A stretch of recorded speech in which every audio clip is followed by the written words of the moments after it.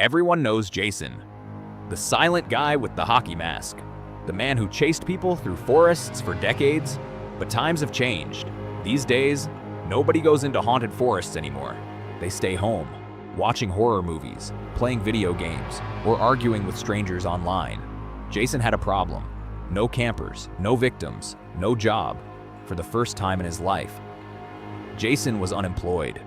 Bills started arriving. Electricity bill, property tax on Crystal Lake. Even his hockey mask needed replacing. Turns out, being a horror legend doesn't pay retirement benefits. So Jason did the unthinkable. He applied to become a police officer. The police chief looked at his application. Experience? Jason slowly placed a giant stack of newspaper clippings on the desk. The chief looked confused. "You've been finding people for over 40 years?" Jason nodded. You're hired." The first day started well. Jason received his badge, his uniform, his radio, and a tiny notebook. The chief said, "Remember, you're here to protect people." Jason gave a slow thumbs up. The first call came in. A cat is stuck in a tree. Jason arrived in less than 30 seconds. People watched as he silently stared at the tree. Without saying a word, he simply picked up the entire tree and gently lowered it. The cat climbed down. The owner was speechless. "Thank you."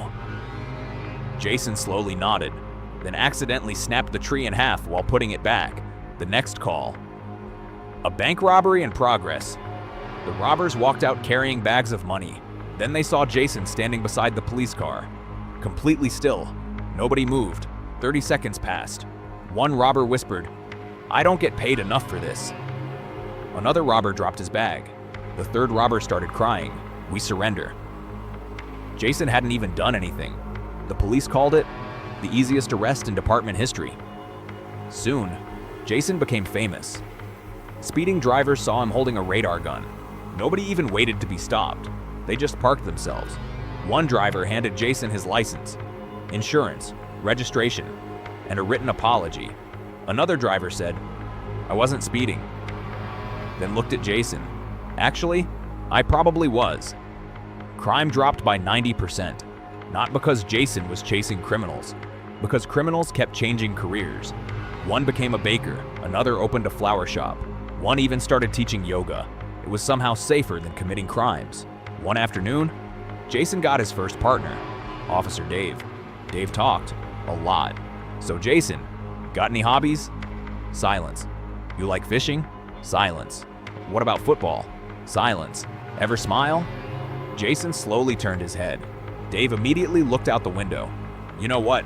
Silence is good." During lunch break, the officers ordered pizza. Everyone took one slice.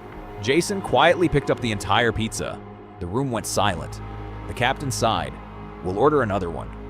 News reporters started calling him. The quiet cop. Interviewer. "Officer Jason, what's your secret to reducing crime?" Jason stood completely still. For 15 seconds, the reporter nodded. Powerful words. One night, a thief tried stealing a bicycle. He looked around. Nobody was there.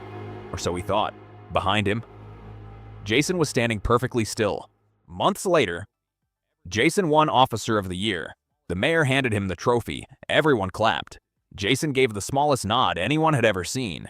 The crowd erupted into even louder applause. Nobody knew whether he was happy or just stretching his neck.